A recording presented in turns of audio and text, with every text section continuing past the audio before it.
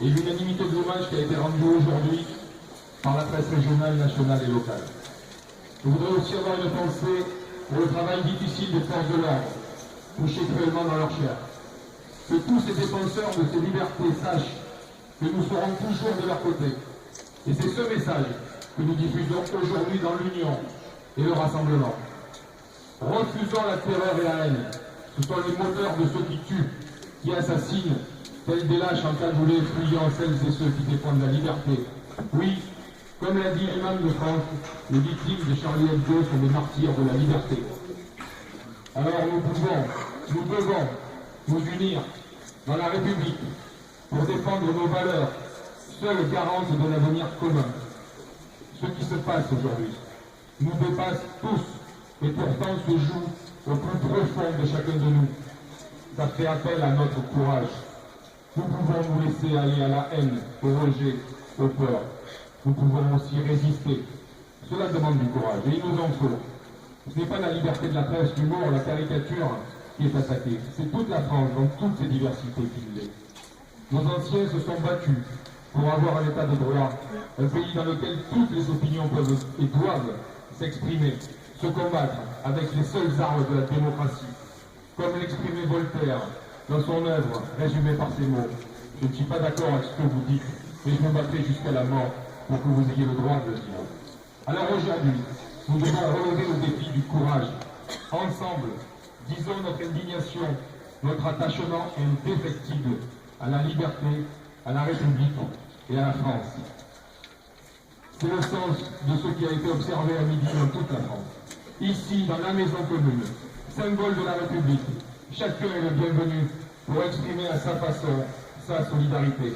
Ce soir, comme hier et comme demain, à l'heure où les portes de la mairie se ferment, à 18h, elles resteront au contraire ouvertes. La République est debout, nous sommes debout. Jamais les lâches ne pourront gagner face au courage et à l'union. Une banderole « Je suis Charlie » est installée au-dessus du fronton de la mairie où trônent déjà les devises de la République.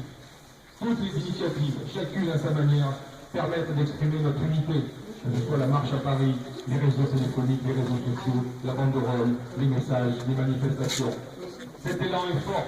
Il montre notre courage collectif, notre détermination. Nous sommes ensemble dans l'unité. Nous sommes forts dans le rassemblement. Nous faisons vivre les valeurs qui rendent notre commun, notre vivre ensemble possible. C'est ça le courage. Ce n'est pas l'absence de peur, c'est notre capacité à la surmonter, à la vaincre. Je voudrais emprunter les mots de Robert Badinter, grand républicain, laïque et démocrate, qui aujourd'hui dans une tribune à Libération a écrit « Ceux qui crient à l'Akbar au moment de tuer d'autres hommes, ceux-là trahissent par fanatisme l'idéal religieux dont ils se réclament.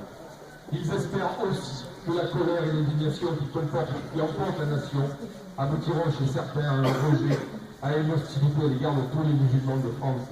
Ainsi se creuserait le fossé qu'ils rêvent d'ouvrir entre les musulmans et les autres citoyens. Allumer la haine entre les Français, suscitée par le crime, la violence intercommunautaire, voilà leur dessein.